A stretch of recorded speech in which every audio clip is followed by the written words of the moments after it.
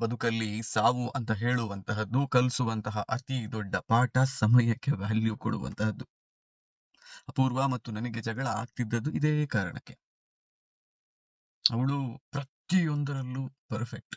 ಬೆಳಗ್ಗೆ 6 ಗಂಟೆಗೆ ಎದ್ದಾಗಿ ಬೆಳಗ್ಗೆ 9-9:30 ಒಳಗೆ ಅವಳಿಗೆ ಎಲ್ಲ ಕೆಲಸ ಮುಗಿಬೇಕಿತ್ತು. ಅಡುಗೆಯದ್ದು, ತಿಂಡಿಯದ್ದು, ಮಧ್ಯಾಹ್ನದ ಊಟಕ್ಕೆ ಬೇಕಾದಂತಹ ತರಕಾರಿ ಹಚ್ಚಿಡುವಂತಹದ್ದು, ಹೀಗೆ ಎಲ್ಲವೂ ಆಗಬೇಕು. ನಾನು ಮತ್ತೆ ಮಾಡಿದ್ರಾಯ್ತು, ಈಗ ಮಾಡಿದ್ರಾಯ್ತು, ಆಮೇಲೆ ನೋಡೋಣ, ತೆಂಗಿನಕಾಯಿ ತುರ್ಕೊಡು ಅಂತಂದ್ರೆ ಈಗ ಸ್ವಲ್ಪ ಕೆಲಸ ಇದೆ ಮತ್ತೆ ಮಾಡ್ತೀನಿ, ವಿಡಿಯೋ ಮಾಡ್ಲಿಕ್ಕಿದೆ, ಮಗಳಿಗೆ ಎದ್ದಿಲ್ಲ ಈಗ ಮಾಡಿದ್ರೆ ಸೌಂಡ್ ಆಗುತ್ತೆ, ಈ ತರದ್ದು ಏನಾದ್ರೂ ಕೊಡೋದು. ಆಶಿ, ವಾಷಿಂಗ್ ಮಿಷಿನ್ಗೆ ವಸ್ತ್ರ ಹಾಕಿದ್ದೆ, ಅದರ ತಕೊಂಡು ಹೋಗಿ ಮೇಲೆ ಹಾಕಿ ಬರಬೇಕು ಅಂತಂದ್ರೆ ಹಾ ಆಯ್ತು ಮಾಡುವ.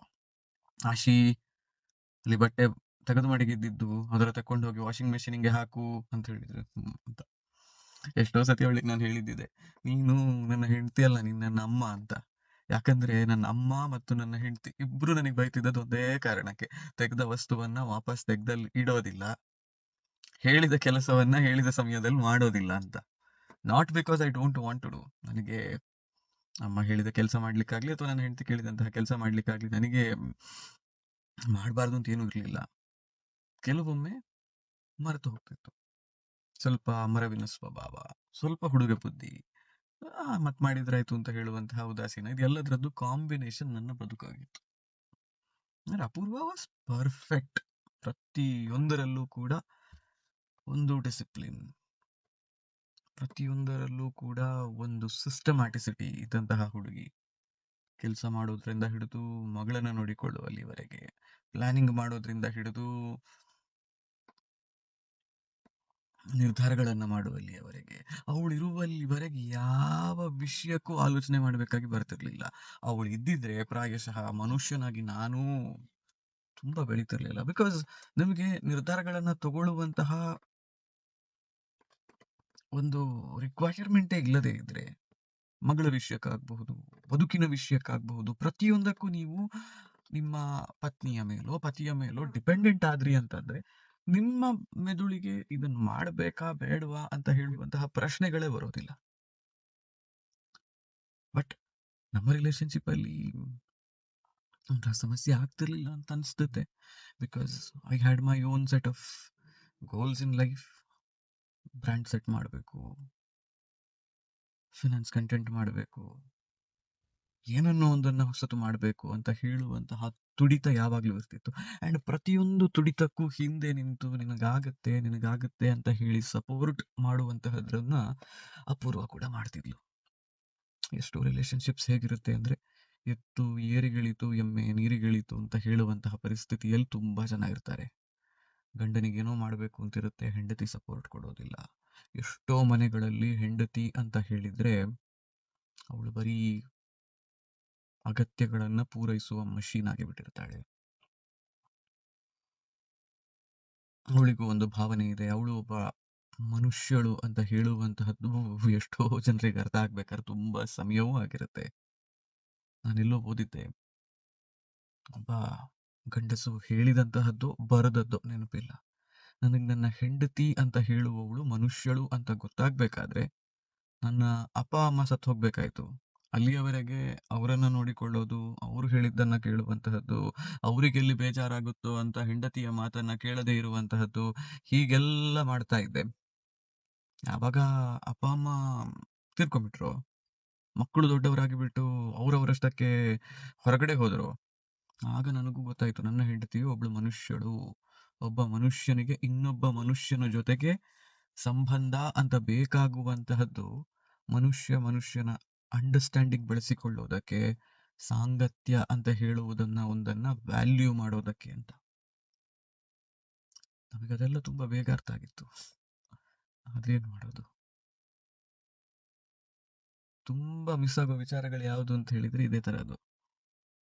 ಕಾಯಿ ತುರಿಲಿಕ್ಕೆ ಕೇಳಿ, ತುರಿತೀನಿ ಅಂತ ಹೇಳಿ ತುರಿದು ಕೊಡದೇ ಇದ್ದಾಗ, ಕಾಯಿ ಹೊಡೆಯದೇ ಇದ್ದಾಗ, ಸ್ವಲ್ಪ ಹೊತ್ತಾದ್ಮೇಲೆ ನೋಡಿ ಸಿಟ್ಟು ಬಂದು ತೆಂಗಿನಕಾಯಿಯನ್ನ ಹಿಂದ್ಗಡೆಯಿಂದ ತಗೊಂಡು ಬಂದು ನಾನು ಕೆಲಸ ಮಾಡ್ತಿದ್ದ ಟೇಬಲ್ ಮೇಲೆ ಇಡೋದು, ಇಲ್ಲದಿದ್ರೆ ಬಂದು ಬೆನ್ನಿಗೆ ತಟ್ಟಿ ಸರ್ ಕಾಯ್ಬೇಕಿತ್ತು, ಯಾವಾಗ ಮಾಡಿ ಕೊಡ್ತಿ ಅಂತ ಹೇಳಿ ಒಂದು ನಗು ಮಾಡಿ ಕೇಳಿ, ಹುಸಿಗೋಪವನ್ನ ತೋರಿಸಿ, ಆಶಿ ನೀನು ಹೀಗೆ ಮಾಡಿದರೆ ಆಗ ನನಗೆ ಕೋಪ ಬಂತು ಅಂತ ಹೇಳಿ,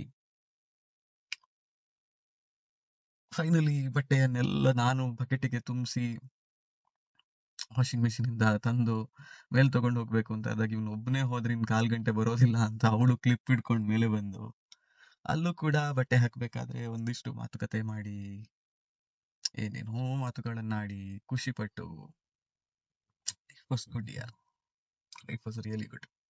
ಇವತ್ತು ನೋಡಿ ಲೈಫ್ ಹೇಗಿದೆ. ನಾವು ನಮ್ಮಷ್ಟಕ್ಕೆ ತುಂಬಾ ಆರಾಮದಲ್ಲಿದ್ವಿ. ಅಪ್ಪ ಅಮ್ಮನಿಗೆ 60 ವರ್ಷ ಆಗುವಲ್ಲಿವರೆಗೆ ನಮ್ಮನ್ನ ಮಕ್ಕಳನ್ನ ದೊಡ್ಡವರನ್ನಾಗಿ ಮಾಡುವ ಕೆಲಸ, ನಾವು ಲೈಫಲ್ಲಿ ಸೆಟ್ಲ್ ಆಗ್ಬೇಕು ಅಂತ ಹೇಳುವಂತಹ ತ್ಯಾಗಗಳನ್ನ ಮಾಡಿದ್ರು. ಅಲ್ಲಿವರೆಗೆ ಯಾವ ಫಂಕ್ಷನ್ಗಳಿಗೂ ಅಪ್ಪ ಅಮ್ಮ ಹೆಚ್ಚು ಹೋಗ್ತಿರ್ಲಿಲ್ಲ. ಅಮ್ಮ ಮಂಗಳೂರಿನಲ್ಲಿ ವೆನ್ಲಾಕ್ ನರ್ಸಸ್ ಟ್ರೈನಿಂಗ್ ಸ್ಕೂಲ್ನಲ್ಲಿ, ANM ಟ್ರೈನಿಂಗ್ ಸ್ಕೂಲ್ನಲ್ಲಿ ಪ್ರಿನ್ಸಿಪಲ್ ಆಗಿ ರಿಟೈರ್ಡ್ ಆದ್ರು 60 ವರ್ಷ ಆಗ್ಬೇಕಾದ್ರೆ. ಅಲ್ಲಿಯವರೆಗೆ ಅವರದ್ದು ಟ್ರಾನ್ಸ್ಫರೇಬಲ್ ಜಾಬು. ಅಪ್ಪನೂ ತೋಟ ತೋಟ ತೋಟ, ಮಕ್ಕಳು ಮಕ್ಕಳು ಮಕ್ಕಳು ಅಂತ ಹೇಳಿಕೊಂಡು ಎಲ್ಲಿಗೂ ಹೋಗ್ಲಿಲ್ಲ. 60 ವರ್ಷ ಆದ ಮೇಲೆ ನಾವೆಲ್ಲರೂ ಸೆಟ್ಲ್ ಆದ್ವಿ ಅಂತ ಅವ್ರಿಗೆ ಅನ್ಸಿದ್ಮೇಲೆ, ನಮ್ಮ ಮದುವೆ ಆದ್ಮೇಲೆ ಒಂದೊಂದು ಫಂಕ್ಷನ್ಗೆ ಹೋಗೋದು, ಮದುವೆಗಳಿಗೆ ಹೋಗೋದು, ಕರ್ದಲ್ಲಿಗೆಲ್ಲ ಹೋಗೋದು ಶುರು ಮಾಡಿದ್ರು. ದೇವಸ್ಥಾನಗಳ ದರ್ಶನ ಆಗ್ಲಿಕ್ಕೆ ಸ್ಟಾರ್ಟ್ ಆಯ್ತು. ಅಪ್ಪನ ಮೆಸೇಜ್ ಯಾವಾಗ್ಲೂ ಬರ್ತಿತ್ತು ಕೆಲವೊಮ್ಮೆ, ಇವತ್ತು ಈ ದೇವಸ್ಥಾನಕ್ಕೆ ಹೋಗಿ ಬಂದು ಅಂತ ವಾಟ್ಸಪ್ನಲ್ಲಿ. ನಾವೆಲ್ಲ ನೋಡಿ ಖುಷಿ ಪಡೋದು. ನಾನು ಅಪೂರ್ವ ಒಂದು 2 ವರ್ಷದ ಮುಂಚೆ ಮಾತಾಡಿದ್ದು ಕಾಣುತ್ತೆ. ಹಾ, ಈಗ ಅತ್ತೆ ಮಾವ ತಿರುಗಾಡ್ಲಿ ಶುರು ಮಾಡಿದವು ಅಂತ ಹೇಳಿ ಅಪೂರ್ವ ಹೇಳಿದ್ಲು ಖುಷಿ ಪಟ್ಟುಕೊಂಡು. ಅವಳಿಗೆ ಯಾರಾದ್ರೂ ತಿರುಗಾಡ್ತಾರೆ ಅಂತಂದ್ರೆ ತುಂಬಾ ಖುಷಿ, ಬಿಕಾಸ್ ಅವಳು ಮಾಡ್ತಿದ್ದ ಅದನ್ನೆಲ್ಲ. ಹಾಗಾಗಿ ಈಗ ಅವರನ್ನೇ ಕರ್ಕೊಂಡು ಬರೋದಕ್ಕೆ ಬಸ್ ಸ್ಟ್ಯಾಂಡಿಗೆ ಬಂದು ನಿಂತಿದ್ದೇನೆ. ರಾತ್ರಿ ನೈಟ್ ಬಸ್ಸಲ್ಲಿ ಹೊರಟು ಬಂದಿದ್ದಾರೆ. ನನ್ನ ಟಿಕೆಟ್ ಬುಕ್ ಮಾಡಿದ್ದದ್ದು ವೆಡ್ನೆಸ್ಡೇ ನೈಟ್ಗೆ, ಅಲ್ಲ ಸಾರಿ ಟ್ಯೂಸ್ಡೇ ನೈಟ್ಗೆ, ಥರ್ಸ್ಡೇ ನೈಟ್ಗೆ. ಮಂಗಳವಾರ ರಾತ್ರಿ ಬೆಂಗಳೂರಿಗೆ ಹೊರಡೋದು, ಗುರುವಾರ ರಾತ್ರಿ ಬೆಂಗಳೂರಿನಿಂದ ಊರಿಗೆ ಬರೋದು ಅಂತ. ಊರಲ್ಲಿ ಹೋದವರಿಗೂ ಕೂಡ ಚಡಪಡಿಕೆ ತಡಿಲಿಕ್ಕಾಗಲಿಲ್ಲ. ಮಧ್ಯಾಹ್ನ ವಾಪಸ್ ಕಾಲ್ ಮಾಡಿ ನನ್ನ ಹತ್ರ ಕೇಳಿದ್ರು, ನಿನ್ನೆ ಟಿಕೆಟ್ ಕ್ಯಾನ್ಸಲ್ ಮಾಡಿದ್ರೆ ಎಷ್ಟು ರಿಫಂಡ್ ಬರುತ್ತೆ, ಇವತ್ತಿಗೆ ಟಿಕೆಟ್ ಇದ್ರೆ ಬುಕ್ ಮಾಡ್ಲಿಕ್ಕೆ ಆಗುತ್ತಾ ನೋಡು ಅಂತ. ಇವತ್ತು ನನ್ನ ಅರ್ನಿಂಗ್ಸ್ ಲಕ್ಷಗಳಲ್ಲಿದೆ. ಆದರೂ ನನ್ನ ಅಪ್ಪನಿಗೆ 750 ರೂಪಾಯಿಯ ಒಂದು ಟಿಕೆಟ್ ಕ್ಯಾನ್ಸಲೇಷನ್ನಲ್ಲಿ, ಅಥವಾ 900 ರೂಪಾಯಿಯ ಒಂದು ಟಿಕೆಟ್ ಕ್ಯಾನ್ಸಲೇಷನ್ನಲ್ಲಿ ಒಂದು 150 ರೂಪಾಯಿ ಕಟ್ ಆಗುತ್ತೆ ಅಂತ ಹೇಳಿದ್ರೆ, ಅದನ್ನ ಫ್ಯಾಥಮ್ ಮಾಡೋದಕ್ಕೆ, ಅರ್ಥ ಮಾಡಿಕೊಳ್ಳೋದಕ್ಕೆ, ಓಹ್ ಹೀಗೂ ಒಂದು ಆಗಬಹುದಾ ಅಂತ ಟೆನ್ಷನ್ ಮಾಡಿಕೊಳ್ಳೋದಕ್ಕೆ ಆಗಿ ಹೋಗುತ್ತೆ. ಅವರ ಜನರೇಷನ್ ಇದ್ದದ್ದೇ ಹಾಗೆ. 1 ರೂಪಾಯಿಗೂ ಭಯಂಕರ ಕಷ್ಟಪಟ್ಟಿದ್ದಾರೆ. ದುಡ್ಡಿಲ್ಲದೆ ಇದ್ದಾಗ, ಉದ್ಯೋಗ ಇಲ್ಲದೆ ಇದ್ದಾಗ ಯಾರೂ ಕೂಡ ಸಪೋರ್ಟ್ ಮಾಡಲಿಲ್ಲ ಅಂತ ಹೇಳುವಂತಹದ್ದನ್ನು ನೋಡಿದ್ದಾರೆ. And there generation is driven by that logic. ಈಗ ನಮ್ ಜನರೇಷನ್ ದುಡ್ಡು ಬೇಕಾಬಿಟ್ಟಿ ಖರ್ಚು ಮಾಡ್ತೀವಿ, ರಿಲೇಶನ್ಶಿಪ್ಗಳಿಗೆ ವ್ಯಾಲ್ಯೂ ಕೊಡೋದಿಲ್ಲ. ಅವರ ಜನರೇಷನ್ ನಲ್ಲಿ ದುಡ್ಡಿಗೆ ವ್ಯಾಲ್ಯೂ ಇರ್ಲಿಲ್ಲ, ದುಡ್ಡಿಗೆ ತುಂಬಾ ವ್ಯಾಲ್ಯೂ ಇತ್ತು, ಆದ್ರೆ ರಿಲೇಶನ್ಶಿಪ್ ತುಂಬಾ ಚೆನ್ನಾಗಿ ಮೇಂಟೈನ್ ಮಾಡ್ತಿದ್ರು. ಈಗ ಅಪ್ಪ ನನ್ ಕರ್ಕೊಂಡ್ ಬರ್ಬೇಕು, ಮಗಳು ಮಲ್ಗಿದಾಳೆ, ಅವಳಿಗೆ hand foot and mouth disease ಅಂತ ಹೇಳ್ತಾರೆ. ಮುಂಚೆ ದನಗಳಿಗೆ ಬರ್ತಿತ್ತು ಕಾಲು ಬಾಯಿ ರೋಗ ಅಂತ. ನನಗಿಲ್ಲಿ ನಮ್ಮ ಮನೆಯಲ್ಲಿ ದನ ಇದ್ದಾಗ ಅಪ್ಪ ಅವಕ್ಕೆ ಟ್ರೀಟ್ಮೆಂಟ್ ಮಾಡೋದಕ್ಕೆ ಮದ್ದು ತರ್ತಿದ್ದು ನೆನ್ಪುಂಟು. ಮಗಳಿಗಾಗಿರುವಂತಹದ್ದು ಅದರಲ್ಲೇ ಒಂದು ಮ್ಯೂಟೇಟೆಡ್ ವರ್ಷನ್ ಇರಬೇಕು. ಮಂಗಳೂರು, ಕಾರ್ಕಳ, ಉಡುಪಿ ಇಲ್ಲೆಲ್ಲ ಇದು ಕಾಮನ್ ಅಂತೆ.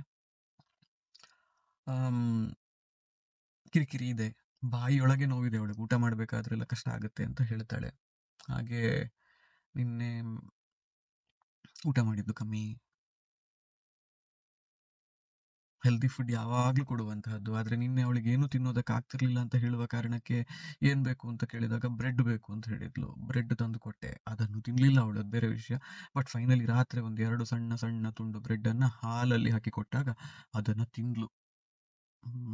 ಸೊ ಇವತ್ತೀಗ ಸಿಟ್ರಿಸಿನ್ ಕೊಟ್ಟಿದ್ದಾರೆ ರಾತ್ರಿ ಅಲರ್ಜಿಗೆ ಅಂತ, ಹಾಗಾಗಿ ಚೆನ್ನಾಗಿ ನಿದ್ದೆ ಮಾಡಿದ್ದಾಳೆ. ಈಗ ಟೈಮು 5:45 ಬೆಳಗ್ಗೆ. ಅಪ್ಪ ಬರ್ತಾರೆ ಅಂತ ಹೇಳುವ ಕಾರಣಕ್ಕೆ 4 ಗಂಟೆಯಿಂದಲೇ ಇವತ್ತು ಎಚ್ಚರ ಆಗ್ತಾ ಇದೆ. ಸೊ ಬೇಗ ಎದ್ದು ಬಂದೆ. ಹಾ, ನಾನು ಈ ವಿಡಿಯೋ ಇಷ್ಟು ಬೇಗ ಯಾಕೆ ಮಾಡಿದ್ದು ಅಂತ ಹೇಳಬೇಕು ಅಂತ ಸ್ಟಾರ್ಟ್ ಮಾಡಿದ್ದು ವಿಡಿಯೋ. ಆಕ್ಚುಲಿ ಇಷ್ಟು ಬೇಗ ಮಾಡೋದಕ್ಕೆ ಕಾರಣ, ಟೈಮ್ಗೆ ವ್ಯಾಲ್ಯೂ ಕೊಡ್ತಿರ್ಲಿಲ್ಲ ನಾನು ಅಂತ ಅಂದೆ ಅಲ್ಲ. ಈಗ ಟೈಮಿಗೆ ಭಯಂಕರ ವ್ಯಾಲ್ಯೂ ಕೊಡೋದು ನಾನು. ಬಿಕಾಸ್ ಹೇಳ್ಬೇಕಾದ್ದನ್ನ ಹೇಳಲಿಲ್ಲ ಅಂದ್ರೆ, ಮಾಡ್ಬೇಕಾದ್ದನ್ನ ಈಗ ಮಾಡ್ಲಿಲ್ಲ ಅಂದ್ರೆ ಇರಬೇಕಾದ ರೀತಿಯಲ್ಲಿ ಈಗ ಇರ್ಲಿಲ್ಲ ಅಂತಂದ್ರೆ, what if life does not give you that moment any time late? ಇದು ನನ್ನ ಅಂಡರ್ಸ್ಟ್ಯಾಂಡಿಂಗ್ ಫ್ರಮ್ ಅಪೂರ್ವಾಸ್ ಲೈಫ್. ಅವಳ ಸಫರಿಂಗ್, ಅವಳ ಓವರ್ ಆಲ್ ಎಂಥೂಸಿಯಾಸಮ್, ಅವಳು ಕ್ಷಣ ಕ್ಷಣ ಕ್ಷಣ ಕ್ಷಣಕ್ಕೂ ಬದುಕಿದ ರೀತಿ ಇದೆ ಅಲ್ಲ. 10 ನಿಮಿಷ ಅವಳಿಗೆ ಬೇಕಾದದ್ದನ್ನು ಅವಳು ಮಾಡಲಿಲ್ಲ ಅಂತಂದ್ರೆ, 10 ನಿಮಿಷ ಕೆಲಸ ಮಾಡಿರ್ಲಿಲ್ಲ ಅಂತಂದ್ರೆ ಚಡಪಡಿಸ್ತಾ ಇದ್ಲು ಅವಳು. ಅದಾಗ್ಬೇಕಿತ್ತು ಆಗ್ಲಿಲ್ಲ, ಇದಾಗ್ಬೇಕಿತ್ತು ಆಗ್ಲಿಲ್ಲ, ಇದನ್ನ ಮಾಡ್ಬೇಕಿತ್ತು ಮಾಡ್ಲಿಲ್ಲ. ಆ ಒಂದು ಚಡಪಡಿಕೆ, ಎಲ್ಲಾದ್ರೂ ಹೋಗಬೇಕು, ಜಗತ್ತನ್ನ ನೋಡಬೇಕು, ಸಕ್ಸಸ್ಫುಲ್ ಆಗ್ಬೇಕು, ಬದುಕನ್ನ ಬದುಕಬೇಕು, ಕ್ಷಣ ಕ್ಷಣಕ್ಕೂ ಅವಳಿಗಿದ್ದದಲ್ವೇ. ಪ್ರತಿಯೊಬ್ಬ ರಿಲೇಟಿವ್ಗೂ, ಪ್ರತಿಯೊಂದು ಮೈಲ್ ಸ್ಟೋನಿಗೂ ಕೂಡ ಅವರಿಗಿಂತ ಹೆಚ್ಚು ಖುಷಿ ಪಡ್ತಿದ್ಲು. ತನ್ನ ಸ್ನೇಹಿತರು, ತನ್ನನ್ನ ಸಹಾಯ ಕೇಳಿಕೊಂಡು ಬಂದವರು, ಎಷ್ಟೋ ಜನರನ್ನ ಸಲಹಿದ್ಲು. ನನಗೆ ಇವತ್ತಿಗೂ ಬಹಳ ಬಹಳ ಬಹಳ ಬೇಜಾರಾಗುವಂತಹದ್ದು, ಎಷ್ಟೋ ಜನರ ಬದುಕನ್ನ ಸರಿಪಡಿಸಿದ್ದಾಳೆ. ಮದುವೆಯಲ್ಲಿ, ರಿಲೇಶನ್ಶಿಪ್ ನಲ್ಲಿ ಸಮಸ್ಯೆಯಲ್ಲಿದ್ದವರನ್ನ, ದುಡ್ಡಿನ ಸಮಸ್ಯೆ ಇದ್ದವರನ್ನ, ಅವಳ ಹತ್ರ ದುಡ್ಡಿಲ್ಲದೆ ಇದ್ದಾಗ್ಲೂ ಕೂಡ ದುಡ್ಡು ಅರೇಂಜ್ ಮಾಡಿದ್ದಾಳೆ. ಸಮಾಜ ಸೇವೆ ಅಂತ ಹೇಳುವಂತಹದ್ದು ಪ್ರಾಯಶಃ ಅವಳಿಗೆ ಹೃದಯಾಂತರಾಳದಿಂದ ಇದ್ದಂತಹದ್ದು. ಎಲ್ಲೂ ದೊಡ್ಡ ಹೆಸರು ಮಾಡಲಿಲ್ಲ, ಹೆಸರು ಮಾಡುವಂತಹ ಆಲೋಚನೆಯಲ್ಲೂ ಕೆಲಸ ಮಾಡಲಿಲ್ಲ ಪ್ರಾಯಶಃ. ಬಿಕಾಸ್ ರೈಟ್ ಹ್ಯಾಂಡ್ ಅಲ್ಲಿ ಐ ಮೀನ್ ಬಲಗೈಯಲ್ಲಿ ಕೊಟ್ಟದ್ದು ಎಡಗೈಗೆ ಗೊತ್ತಾಗಬಾರ್ದು ಅಂತ ಹೇಳುವಂತಹ ಮನಸ್ಥಿತಿಯಲ್ಲೇ ಬದುಕಿದವಳು ಅವಳು. ಅದನ್ನೇ ಮುಂದುವರಿಸಿಕೊಂಡು ಹೋಗಬೇಕು ನನಗೆ. ಅದಾಕು ತುಂಬಾ ಇಮೋಷನಲ್ ಆಗಿಬಿಟ್ರೆ ಕಷ್ಟ ಆಗುತ್ತೆ ಬದುಕು. ಆದ್ರೆ ಅದು ಕೂಡ ಹೇಳ್ತೀನಿ, I am stronger Dhan before. ಭಯಂಕರ ಸ್ಟ್ರಾಂಗ್ ಆಗಿದ್ದೀನಿ. ನಿನ್ನೆಯೋ ಮೊನ್ನೆಯೋ ಅಮ್ಮನ ಹತ್ರ ಅದೇ ಹೇಳ್ತಾ ಇದ್ದೆ. ಅಪ್ಪನ ಹತ್ರ ಹೆಚ್ಚು ಹೇಳೋದಿಲ್ಲ, ಬಿಕಾಸ್ ಅಪ್ಪ ತುಂಬಾ ನೋವು ಅನುಭವಿಸ್ತಾ ಇದ್ದಾರೆ. ಬಾಯ್ ಬಿಟ್ಟು ಹೇಳೋದಿಲ್ಲ ಅವರು, ಭಯಂಕರ ನೋವು ಅನುಭವಿಸ್ತಾ ಇದ್ದಾರೆ. ಬಿಕಾಸ್ ನಾನು ಅಂದ್ರೆ, ಮಕ್ಕಳು ಅಂದ್ರೆ ಅಪ್ಪ ಅಮ್ಮನಿಗೆ ಆಬ್ವಿಯಸ್ಲಿ ತುಂಬಾ ತುಂಬಾ ಪ್ರೀತಿ ಇರುತ್ತೆ. ನನ್ನನ್ನ ಅಮ್ಮ ಟ್ರಾನ್ಸ್ಫರಬಲ್ ಜಾಬ್ ನಲ್ಲಿ ಇದ್ದ ಕಾರಣದಿಂದ ಸಣ್ಣ ಮಗುವಾಗಿದ್ದಾಗಿಂದಲೂ ಕೂಡ ಹೆಚ್ಚು ನೋಡಿಕೊಂಡದ್ದು ಅಪ್ಪನೇ. ನನ್ನ ಹತ್ರ ಇವತ್ತಿಗೂ ಕೂಡ ಏನೋ ಸಣ್ಣ ಮಗುವನ್ನ ನೋಡಿಕೊಂಡ ಭಾವದಲ್ಲಿಯೇ ಕೆಲವೊಮ್ಮೆ ಮಾತಾಡ್ತಾರೆ. ಎನಿವೆ, ಸಿಗುವ.